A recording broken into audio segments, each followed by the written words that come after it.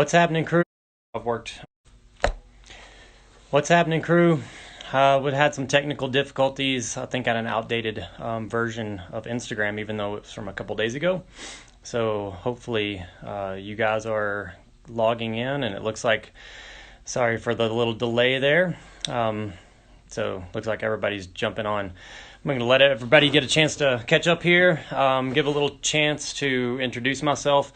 Daniel Matheny. I'm the, course director at helping out with the event with Micah Rice, the executive director with Pikes Peak APEX. So glad to get the opportunity to come on today in light of everything that's going on with the COVID-19 across the United States and across the world, I guess. So a little background about myself. I've lived here in Colorado for about 14 years. So I'd consider myself, one of the OGs of the local trail scene here. Not as fast as some of the other ambassadors like the Russell Finsterwalds and the Keegan Swinsons and stuff like that.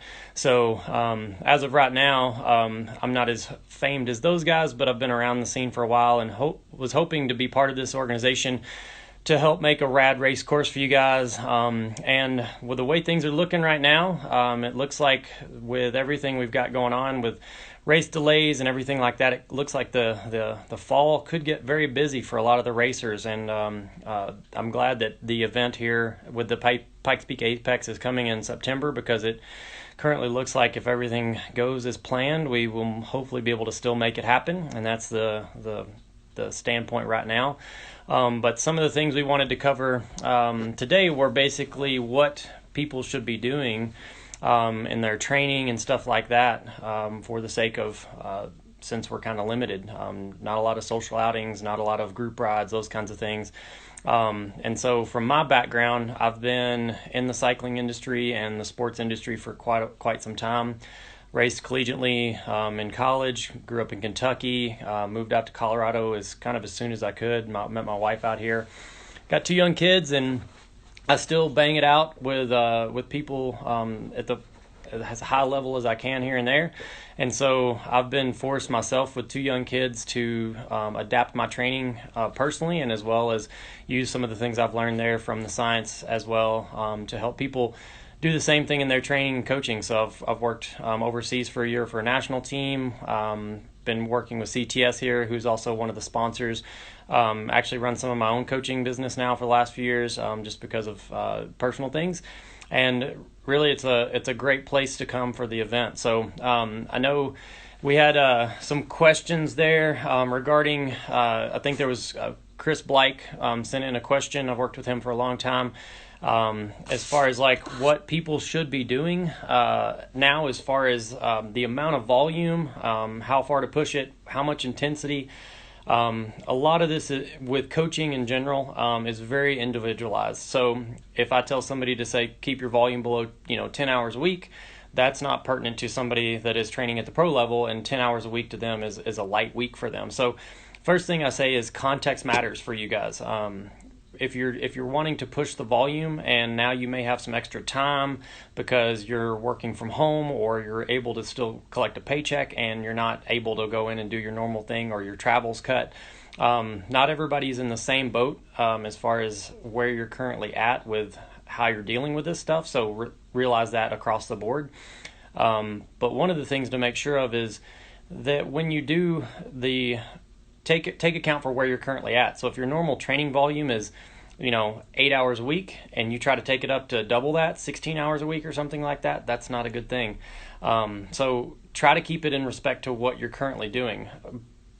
Be fine where you're currently at, but then set a goal for where you want to go to. So we don't know exactly when this pandemic or when the stay-at-home orders and all that stuff, depending on where you're located, are going to end. So take that into account. Give yourself a little bit of a time frame and set an end goal, but then also know that you're going to have to do some stair stepping to get there. So, if that's an example and you're training at 8 or 10 hours a week, then try to progressively step that up, so then your body can handle that progressive overload with the training, and it's not as big of a shock to your system, because knowing where you're starting your starting point from is important, because if you do jump that up, that's whenever that immunocompromise occurs. So if you do anything excessively hard, intense, I would call this like a session where you're going to the well and digging pretty deep, or you're putting yourself into a pretty big acute training stress. That's not something that I would recommend for most anybody. Like if you're currently, your longest volume rides are 3 hours and you go out and do like a 6-7 hour death march, and it's got a mix of intensity and it's not just low volume and stuff like that, then you're putting yourself in an immunocompromised state probably after that. If you feel like you can handle that and it's something that you can get out and do, then I would say then you have to take the subsequent recovery very seriously, because when you do something like that, even a low intensity ride can become very difficult as far as the volume side of things, because say 30 minutes at an aerobic pace, like a zone 2 ride, or low intensity if you're using a polarized model, all those things, if you go out for 30 minutes, that's kind of a recovery ride. But if you do that for 6 hours, it's not a recovery ride. So that context of how long you're doing that matters. So if you're going to go do that, make sure that you're eating sufficient carbohydrates to refuel your body. It's going to help reduce that cortisol response, because exercise is a stress on the body. That's what it's intended to do. So you stress and then you adapt. And if you don't give it that time to adapt, if you're giving it a bigger stressor and you have more time, then that's gonna affect you negatively. So give yourself a little bit of adaptation time, because a lot of us are very good at pushing hard, but not so good at the recovery process. But also you have to deserve the recovery as well. So from that standpoint, you got to make sure to give yourself some audacious goals or something to check off. And so from that standpoint, hopefully that answers the question that Chris had on the volume side of things. To kind of segue into the intensity side of things, it's very similar, I would say, as well, is how you would want to how much intensity you would want to do in one session. And I'm seeing some good questions here coming up as well. So remind me back that somebody put in one here as far as like post-workout recovery look like. I'll come back to that after I answer this intensity question. So how much intensity should you be doing? Intensity and the science behind of it, there's not a true thing that says intensity causes you to be immunocompromised. Just with training, which is the stress, it causes your body to kind of go below baseline in a dip, and then you come back up and you get stronger. You just have to allow that adaptive process to occur. So actually doing intensity can cause your immune system to be stronger. And so a lot of the people out there that have stronger immune systems are the ones that have been doing intensity and they have been doing volume. But again, if you go out and you've been typically doing, shortened duration stuff, hours Zwift rides, or, shorter workouts, and then you go out and you try to like put in your intensity inside of a volume ride, or go do some volume rides because you've got more time, and then jump back into an intensity session. That way, if you do something like that and you're expecting a whole lot more out of your body, then yeah, it will be a whole bigger take on your immune system. So you just don't want to push yourself too deep into the hole. So with respect to what intensity you've built up for and the different energy systems, I would say is where you would want to make sure that you're kind of spending that time and allowing yourself the subsequent days to recover from it. So with that said, instead of trying to block days together, like say do a high quality interval day or something that's really challenging, blocked up with volume, or even like blocked intensity days, things like that may not be the best thing to do right now. Maybe you go and you have your normal interval session, and then you have a lighter intensity or a volume day that's not pushing you as deep into the fatigue cave, because you don't really need to plan for that true stage race build yet. Because obviously in September, when the event comes around, you're going to need to be able to put those subsequent days back to back to back to back. And that's kind of important because there's a prologue, there's some hard climbing days, you're going up in altitude, things like that. So you want to be able to perform day in and day out. But now, since it is April and there's not much racing on the schedule, it's more important to get a good quality day and then make sure that your body adapts from it before you come back in. So a couple good questions coming through here. One was, which Apex days are going to be the hardest?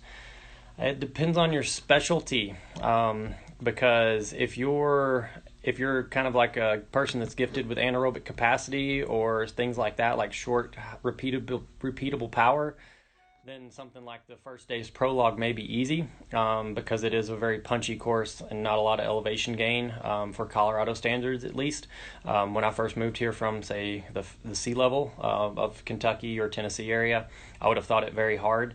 But it's different because it's not as much climbing, but it's technically challenging. So if you're more fit than technically savvy, then Palmer Park could be a very challenging place.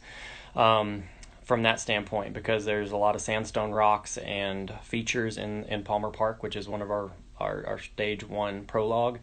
So it's a short day, intended to be so, but it can be my intent on the course design and helping with the layout of it is going to be make sure to have some challenging sections that showcase what we're capable of in there, but also have some intermediate places to make sure that you can recover and not feel what I call noodly when your arms get all shaken out and everything from handling all the technical stuff. But there's some definite days. The Queen stage has a really challenging demand of climbing up onto the foothills of Pikes Peak and doing some kind of infamous descents that are a mix of bike use, multi-use trails, motocross use them, things like that. It's a lot of fun as far as like coming down and descending that stuff. I'm a little bit biased because I like going up as well as just as much as I like going down. So it's kind of the earn it to burn it mentality. So if you're more savvy climbing, then you're going to be able to push it hard, but also you can probably put yourself into a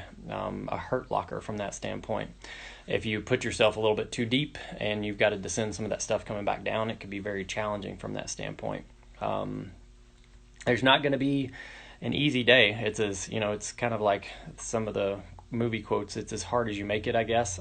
So if you choose to push on the sections that are suited more towards you, then that can make a difference for what the purpose is or what your outcome is on a day. And obviously, like, I like to go fast on the up and the down, so it's equally going to be as challenging. If you take anybody from the pro level, from some of the guys going to be at the event, all the way down to the age groups and the recreational people that may be riding it just for fun, how you approach the day is going to be totally different than some of the others. So if you're pushing very hard the entire time and you want to go fast up, fast down, fast in between, then each day is going to offer something very challenging. Because some of them are front-loaded with climbing. But I would probably say the 2 middle days would be the most difficult because they have significant climbs, significant descents, and a challenging mix of stuff in between. But the first day is going to be challenging from the technical aspect of it, at least parts of it. What other kind of questions do you guys have on the live docket here as we've getting some people waving and joining in on stuff like that? I'll kind of wait for some questions. There was another one on that we had from the previous. One of the guys here locally was joking about why I stole his KOM earlier this week, and it was kind of funny because I'd actually didn't know I stole his KOM, and then it actually got stolen by my neighbor a couple days after that. I just rode a new trail and was having fun, so that kind of segues into some of the questions or some of the general topics that I'll go into, and it's having fun. Like I personally don't go out and challenge KOMs or things like that. I just get them if they're naturally there or set PRs, but I don't set a segment and go and try to chip it off that much. I did it on the road this week just as part of a social challenge. But as far as that kind of nature, that's a tactic for this challenging time. Is actually you may want to go out and set some things like that with KOMs as long as you're being safe, both up and down, because you don't want to set a downhill KOM and send yourself to the hospital. But I see Brett's joining now. Thanks, Brett, for that question. This is a good one because it segues right into where we're going here. But as far as doing it, you want to be safe, and I would say probably more appropriate to set some KOMs or challenge yourself on some that are more specific to what this event will be doing or even what you're preparing for. So the way I like to do KOM attempts or even get them is as part of a workout. So if it's something where there's this course, Pikes Peak APEX, has a lot of long climbs in it, I would say, as those as those higher altitude trails open up, if that's a need in your area, then try to set some of those as a goal, because then you're going to actually be going for some longer segments instead of, setting KOM segments for 2-minute segments or something like that. These climbs you're going to be out there for 45 minutes, an hour 15, some even longer from that standpoint. So think about it from that perspective, is be specific to what you're doing and what your needs are, or what's specific to the event. And as it's getting closer to what you're doing specific to the event, the more specific you can get. So right now, maybe shooting for short KOMs or stuff like that can help you bring up your short power, and that will help. So going back to the question on recovery, somebody asked what the process was recovery. Everybody's a little bit different as far as recovery from a session is. I think it has to be a depleting session and also a challenging session to kind of deserve that recovery. So, depleting means either you're going intense and repeated intense, moderate intensity for a moderate duration, or a long duration with either some intensity or even a long duration that is aerobic, because that's the combinations that will get you to a depleting stage or a depleted state. And then your body's more sensitive to the uptake of nutrients whenever you are in that. So I'd say like the recovery process starts before you actually do your session, because if you're well fueled, then you will actually be able to have a good quality session. And then it continues during your session, because you want to make sure that you are fueling properly during that session with as much as you can typically handle. I would say that, and I'll give a caveat. During and prior, this is if you're not kind of fiddling or messing around with anything that is dealing with metabolic efficiency, fasted training, those kinds of things, which is an advanced topic.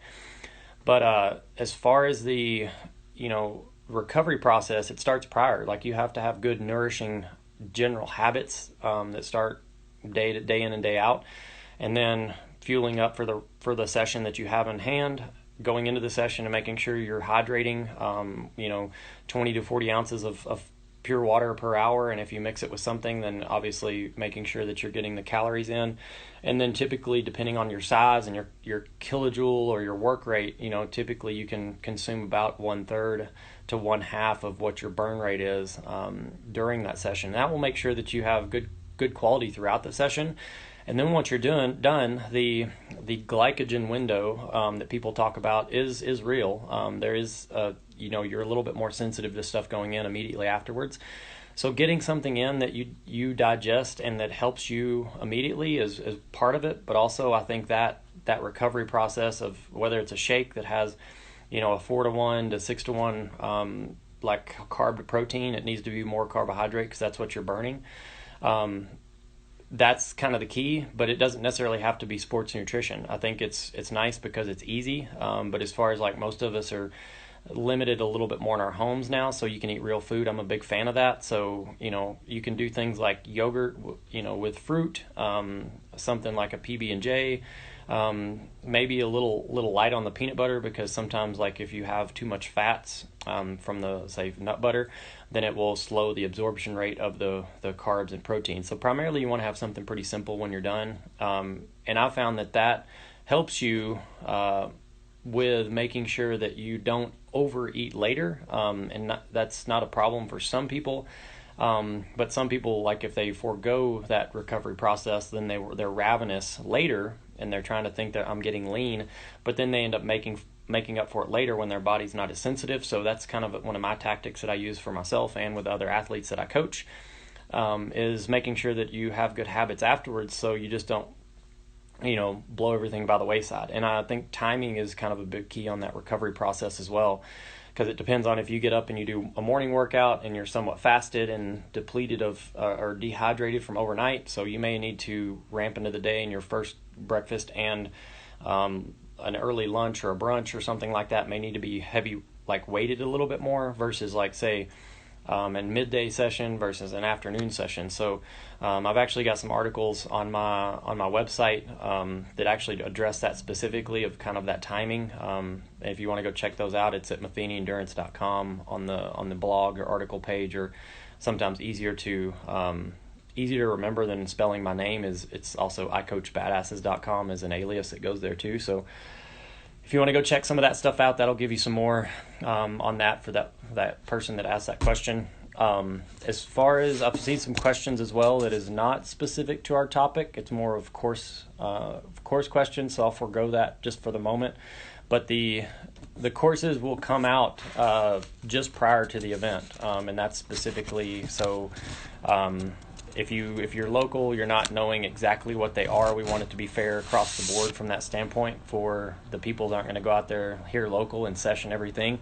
But if you do know what the trails are in the area, you'll probably be able to figure out the majority of them from that standpoint. So, and some of them aren't even completely dialed in yet, because obviously being part of the course director position and working this stuff out, there are a lot of restrictions, a lot of changes going on with construction, where we have start-finish venues, mileage, and rights that we have to certain things. So it's been an amazing process, and Micah, the director, has been jumping through hoops, as well as meetings and stuff we've been going to with the Forest Service and requirements of bridge crossings and fish and endangered stuff and all that kind of stuff that people don't see out on the forefront, but is a non-stop process to get some of this stuff approved.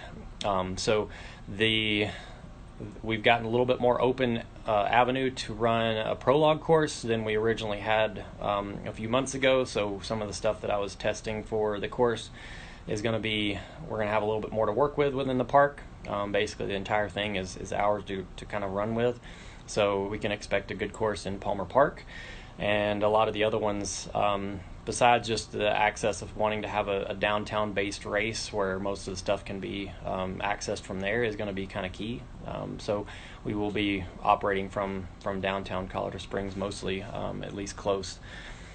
So I'm going to start running through some of the specific kind of points now on just the COVID-19 stuff, from that standpoint of making sure that, Sophia, she's here in the Springs, or as most of the time, just asked any tips to stay motivated to train with most races being on the horizon, being canceled. This is exactly one of the guiding questions that some people are saying. Me personally, I don't have this problem. My motivation hasn't reduced any, and my lifestyle hasn't changed any, because I have fun riding my bike. And that's one thing that I would encourage for most people, is try to find that fun factor. If you're doing it and it's not fun, then you need to check yourself and say, why am I doing this?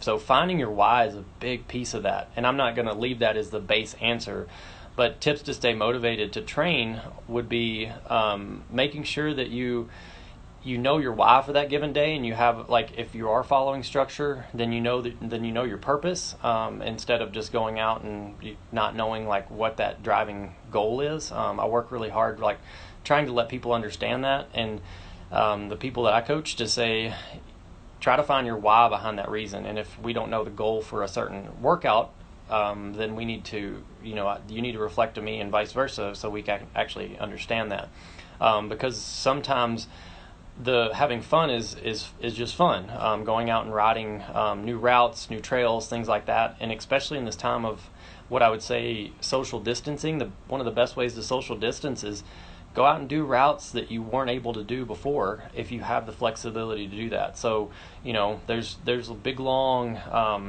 routes that I would love to do that I haven't been able to do in years. So maybe you do something like that. It's a planning activity. Like, if I can't travel, if I'm not working, if I'm not doing these things, then, sit down at a computer with Google Maps, or follow somebody on Strava or something like that, and see what kind of cool routes they're doing, and piece together your own adventure, because that's a great way to string that thing together. And then instead of it being training, it becomes that adventure, and the journey is fun. So some of these courses that will be in the Apex will be just that, like, they will be an adventure for a lot of people. And frankly, that is why I still race, personally, is because I'll try to choose several new races on top of the ones that I've done in the past years that are new to me, that take me to new places. And that's why I've gotten more into the ultra racing, because those races take me out on trails, and they give me aid station support that I normally wouldn't be able to do and ride as light as I would in those events. So that's part of the fun for it. So that's kind of the apex. Like, a lot of these routes, some of the people around here that are local do these routes several times a summer. Some people do it way more frequently than that have the time to do so, but they are kind of like some of these little bucket list days where it's like, oh, I'm going to go do this big loop today. For those like Russell, that's like his normal training days are going out and knocking these things off the bucket. But some people, these will be their big adventures for the day, like the Queen Stage and stuff like that, going around up towards Jones Park and stuff like that will be a great day and a great adventure where you're up on Pikes Peak and stuff like that. But that's one way I would say is like plan those activities to be more of enjoying the journey, because a lot of people see the race as the destination, and then they forget that there's this whole process, like this journey to get to it. And if you really enjoy and figure out how to enjoy that journey and embrace it, then you will have a whole lot better process.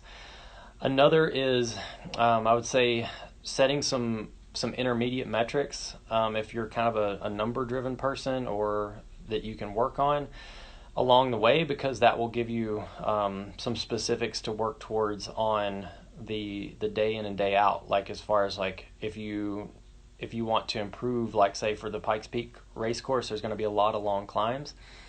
So you can do stuff that's basically trying to improve your time to exhaustion, for example. And basically, if you don't know what that is, it's how long you can sustain your FTP or your threshold, your kind of sustained steady state power, for how long that duration is, because I think that's going to be very important for this race. Is, if you're comfortable for holding a 30-minute threshold, you better get more comfortable for holding like a 45, 60, 75, 90-minute threshold, because some of these climbs are pretty long depending on your ability level. So that would be one of those things of like stringing some of your efforts together and saying, what is my FTP, my functional threshold power, or your maximal lactate steady state, and basically try to increase those interval durations, move them now while you can, and then that gives you a little bit more playroom whenever it comes to specialize up towards the event. So that's one way, is setting some of those goals of like, okay, I can hold say 200 watts for 30 minutes,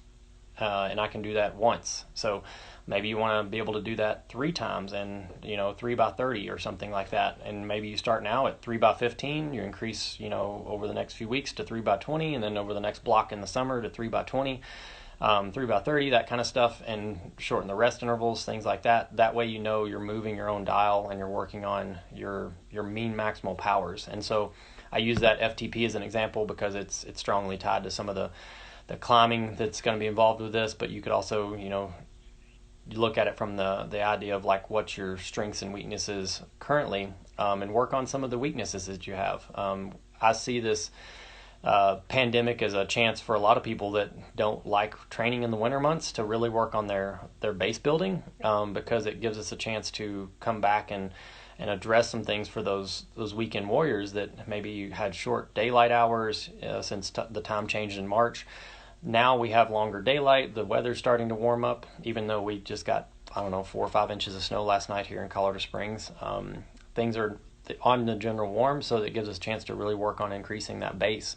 So that would be set some goals as far as like what you work up to as your peak volume during the winter months, and if you're behind what you feel like you're capable of, then try to bump that up a little bit. See where you're at now. It's like if you're on a 12-hour week kind of deal, then try to go 14 hour, 16 hour, 18 hour, and build your progression up from there and get a good volume block. And then in those, you don't have to work really that much as far as the intensity goes. If you just ride that much and you haven't been used to it, it's going to be a training progression without any kind of intensity structured into it. And that may be what you need, is just building some base. And just because I say that base doesn't mean that you don't necessarily can't do intensity during base. I think that's a misnomer, a myth that a lot of people think. I feel like intensity does can go in base.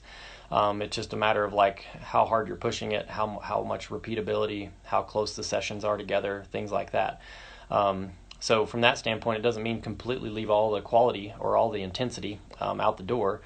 From that standpoint, but it doesn't mean you're digging as deep as necessary. So maybe that's something you do, is a lot of the pros and some of the athletes I work with, we pulled back a little bit and said, you know what, there's no racing on the immediate docket, so let's revisit base and jump back in after a little mindset reset kind of deal and ramp back up. And that gives us a chance to not only get one base build, but maybe come back in and jump in and get another one. So then their race specificity phases are going to come in even that much stronger. Unfortunately, not everybody's the same. So some people have been able to train less with this, or they're less motivated to. Couple other examples are Zwift, getting on social rides, that kind of stuff, because then you can actually jump on, do some of that interaction with meetups or groups on the Zwift. If you're stuck inside, most people can do something along those lines, but honestly, I would opt for the adventure option, but everybody has their own preference, I guess, put it that way. So from the standpoint of, whether you want to stay motivated by joining up the groups, I would say check what motivates you. For me, I'm more intrinsically motivated where I just like to ride. I like to get out, do that kind of stuff. Some people need that group, that social setting. And if that is you, then that may be more of where you turn that dial, is you turn it more towards the Zwift groups or things like that. I've even seen some people joining in basically on like Zoom calls where they get all their friends together and they're riding on their trainers or doing whatever, and they all just join in and they can interact in just like we are live right now. Technology is kind of awesome in that standpoint. So the main thing is just kind of being consistent with what you feel like motivates you.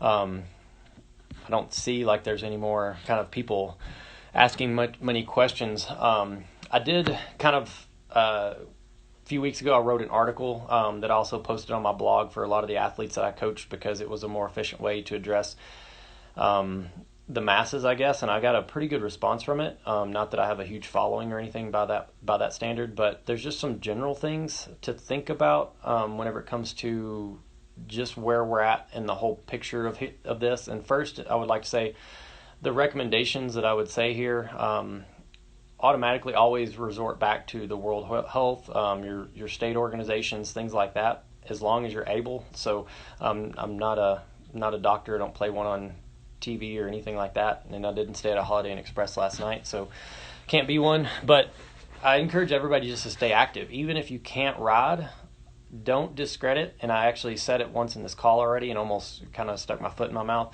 don't discredit the quality that comes from a low intensity session. And because a lot of people, if they're not seeing intervals or they're not going hard, they're not breathing out their eyeballs or that kind of stuff, a lot of times people think that is not a quality session, and I call BS on that, because a low intensity session is very important. And there's I try to stay up on my coaching by following physiologists and things like that.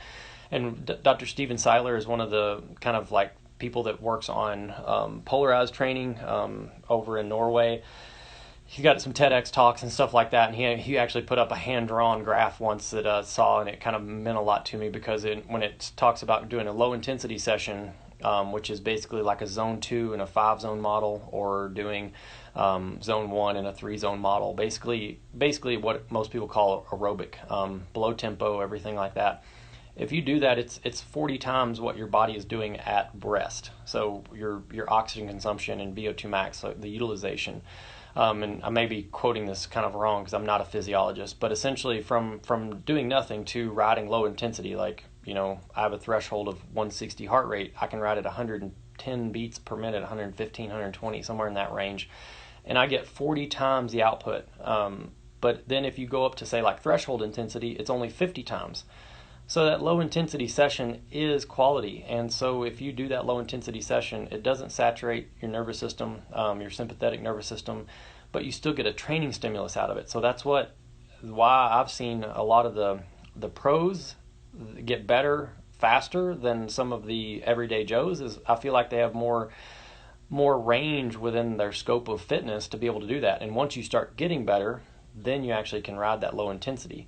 So staying active and not discrediting just doing some of that low intensity, and that segues from the previous comment of like how much volume can you do, is if you're doing low intensity and it's base work or aerobic, and you're not doing a lot of like high intensity stuff, your body can handle quite a bit of that stuff because it's not just overloading you with a lot of stress on your system. And right now, if we're in a stressful situation and you feel stressed, then take note of that. Don't discredit actually doing a low intensity session, because a lot of times that can bring you back to a better homeostasis and stuff like that. So stay active in that regards to doing some other things. So if like you don't want to go for a Zwift ride or something like that, get out and do a walk, walk for an hour and a half or something like that.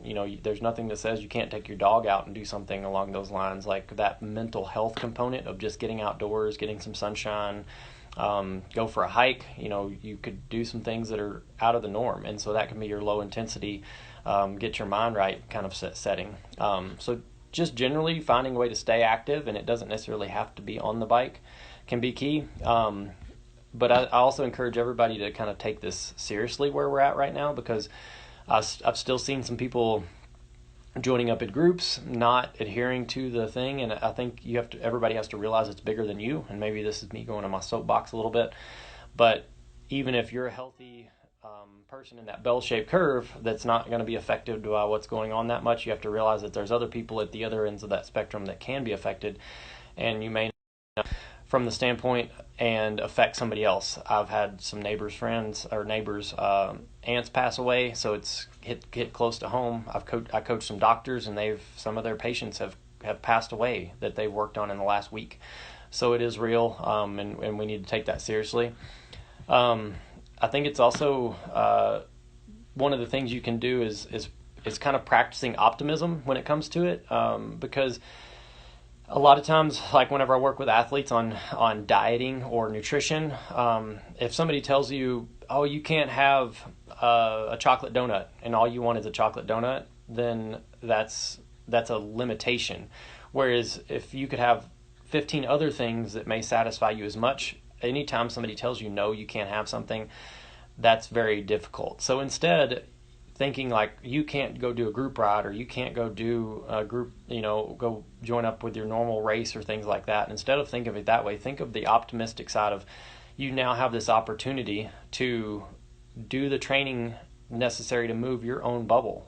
Because I have quite a few people I've coached and been around in the past have a hard time doing the quality that they need for themselves, because they get so tied up into, I've got to hit the group ride, I've got to do Wednesday Worlds, I've got to do this ride, and they end up not ever getting something that moves their own dial. And so if you notice the training patterns of pros, or people that are very high performers, they're the ones that know when to do their own work, or they find small groups of people that are very well in line with their goals. I would say that's still not even the case right now. So doing the in line with your goals, like you're still going to be doing it solo, but figure out that's one of the things that you want to be doing is looking for something that can move your own dial. So think of that as the optimistic point of view right now, of having fun, doing things that move your own dial, doing things to support your mental health, not necessarily twisting your own arm when it gets down to it. And I would say one of the things is scheduling. Try to keep on a good schedule, because a lot of people are working from home. A lot of people their schedules are all up in the air. So if you've typically had a training time that works for you, try to keep that in your routine. It's almost like the people talk about with personal hygiene, like, when you go from going into an office or going into your day job where you have to get presentable, and then you go from working from home, people talk about sitting around in your pajamas all day. It's the act of getting dressed, making your bed kind of deal. And I use that as an example, because if you stay in that routine of like, I train at this time, then stick with it. If you train in the morning and it's like you have a little bit more flexibility, don't flex too much, because then you will end up not doing it. So stick with your routines, and find that kind of like rhythm that keeps you engaged. That will help most. And that's hard for a lot of people with, like, say, the non kind of young racing crew, like say the middle-aged people that may have kids, they're home from school, they're doing homeschool now, so that's a big effect on your training. But I would say communicate that across the board with everybody. Say, like, this is something I'm going to try to adhere to. I will help other people in the family or other obligations I have accordingly to make sure that that's what you need to work on. So got another question that somebody typed in here: recovery during stage race. I think it goes back to just having good principles from that standpoint, because if you do like what I did before, said before on just the recovery process, is it takes good daily nutrition. I call stage racing kind of a race of attrition, or almost a race of eating. I've done Breck Epic several times as a volunteer, where I've ridden every stage, marking the course as well as raced it, and that's what it feels like. You wake up, you're trying to cram breakfast in, get to the start, race, eat a whole time during these big stages that are epic. You get done, it's kind of trying to get food, trying to get the stuff at the recovery venue, and then head back, get cleaned up, get your bike all ready to go, eat dinner, do all the stuff, and then it's like rinse and repeat, rinse and repeat, rinse and repeat. So I'd say the biggest thing is taking in as much nutrition as possible, because in these big days you will be burning a lot of kilojoules and calories, and especially mountain biking doesn't take into account how physical demanding it is. And especially when there's like a course like the Apex, when there's a lot of long sustained climbing, there's not a lot of reduction in metabolic demand in that case, like as far as like say doing intervals or short repeated climbs where you actually get some breaks. Some of these days you're going to be on the rivet for as long as you want to, primarily, but as far as like the nutrition behind it, it's sometimes hard to eat when people get in those scenarios. Like, if you're climbing for an hour straight, it's hard to eat during that and you kind of forget. So the good habits and kind of go a long ways. So that goes with, eating consistently and drinking consistently during the stage, and also making sure you get on top of it afterwards. Like, one of the things I would say is it's a good social aspect at the event, but also it's like if the event has the recovery tent at the finish of the stage, hit that thing up, make sure you top off your fluids, get a bottle of water down as soon as you can, help get that hydration back up, because kind of my rule of thumb is like the trifecta is hydration, calories, or hydration, electrolytes, and calories. If you're hydrated, then all of these other will work, the electrolytes and calories. But if you're dehydrated, then anything you stick in your gut is just going to further dehydrate you. So usually that's the thing I would recommend most, is keeping hydrated, because then you will actually be able to assimilate and digest those nutrients a little bit better. So that's a suggestion of the race of attrition or stage racing, is a lot of times you have to almost feel, I would say, like a glutton in a stage race, and it kind of depends on your body type. If you're pretty lean, the more so you feel that way, because you don't have a lot of extra to go with, and it also depends on like your metabolic flexibility. If you're highly fat adapted, or you're very aerobically tuned for metabolically, you may or may not know if you are without testing, but from that standpoint, if you see yourself bonking a lot, whenever it comes down to even moderate rides, that means you need to fuel more. But I would say train up what you can eat now in the process, and try to get as much as you can in, because ideally if you can take in 60 to 90 grams of carbohydrate per hour, you're going to be better off during the event and even afterwards. And that sounds like a lot, but some people, you can train yourself to push it in your gut if you need to. Trying to think of anything else from the standpoint of trying to take care of yourself in the light of the COVID thing. A few other things is give yourself a structure. I'm gonna check the time here. It's about 5:20, so we've been on about 40 minutes now with the delayed start. So we're gonna go here about 10 more minutes. So if anybody's got any more questions, things like that, I do have family obligations to jump to tonight with my 2 young kids. So been enjoying this, but I'd encourage you to kind of, while a segue here, encourage you to go and check out the full article on my website, as well. The adversity or opportunity kind of covers some of these things that we've talked about as well, if you want to go back into them, or for those that joined late.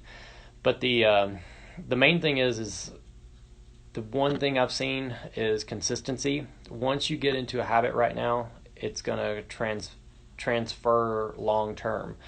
So basically keeping things fresh, but keeping that consistent. A few kind of like general tricks is, even if you're not feeling motivated, not beating yourself up about it, as long as you have something else coming up in the future. So a hack to that, or not a hack per se, because there's not an easy way or shortcut way to performance, but is knowing that if you have a quality session you don't necessarily have to have another quality session for within a few days after that if you're trying to move your dial or have a good immunity, those kinds of things. So with that said, it's like, if you have a good interval session is quality, then that may be like a session you do on Saturday, and then you still are adapting. You cause a body to stress, and then you come back and you come up to baseline several days later. So while you're soaking that stress in and your body's adapting to that stress, you don't have to do too much in those days in between. So you can actually do a low intensity session on top of that to kind of,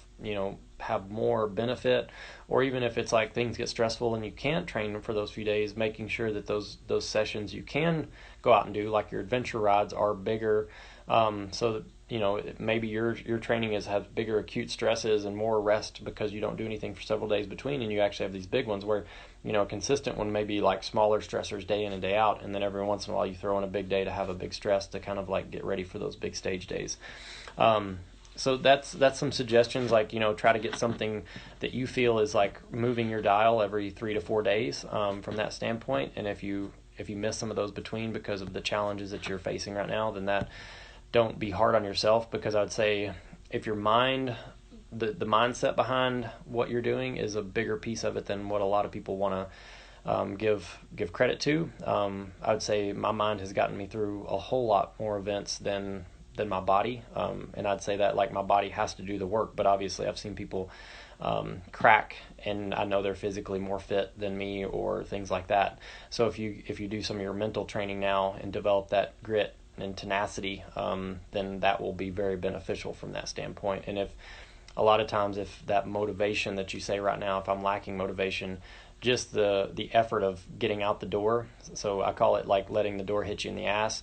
If you just get that far, it's a win. So no matter what, if you get to that point, then you're actually well on your way, more than the majority, of getting a quality session in. So that is what I would encourage you to do, is just set some adventure goals, routes, spice it up with getting on some social rides, things like that. One of the things I've been privy to kind of join up with is a group out of Denver called Go for Graham, and it's their group that's moving for mental health is their kind of thing. Basically raising awareness for mental health and everything, and it's very key on this time. And I mentioned it in that article that I wrote as well. But I think it's very important in this time right now to keep that mindset, because it was a group that focused on outdoor activities to improve that mental health. But now we can't really do that all that much. So, one of the things they're working on is creating those social outlets. One of the things that the local team here does, or they're doing, is like, who can post the fastest run mile from that standpoint, just to change up what people are doing right now. And it's, just a fun activity where people are posting screenshots of their time, or even the local team here doing a KOM challenge where it's somebody choosing a road route all the way around, where it's like there's a Strava KOM on a climb, or a time trial segment, or a long road race route, or something like that. And every week that it moves around, and you get a different chance to do that. So that's a way that people can still have that social interaction without necessarily being together. So that motivates a lot of people, is having that place to post those times and get together with other people. And so if you feel like that's something you really need, that would be one thing I would suggest. And then I'm trying to think of some other tips. One is I think is practicing your intensity discipline, because that will be very big on helping you move accordingly what you need to move as an individual, because so many people get tied up into the intensity of group rides and meetups and stuff like that. So if you work on making your easy days easy, your hard days hard, and not falling into that moderate intensity all the time, I think that's going to be good. Because if you think about the benefit of being able to hit and move your own quality, then make sure to do that with the easy days being easy, and accordingly the hard days being hard. So when you're ready to go to work, then you want to be there and be able to do the repeatability from that standpoint. So hopefully that helps.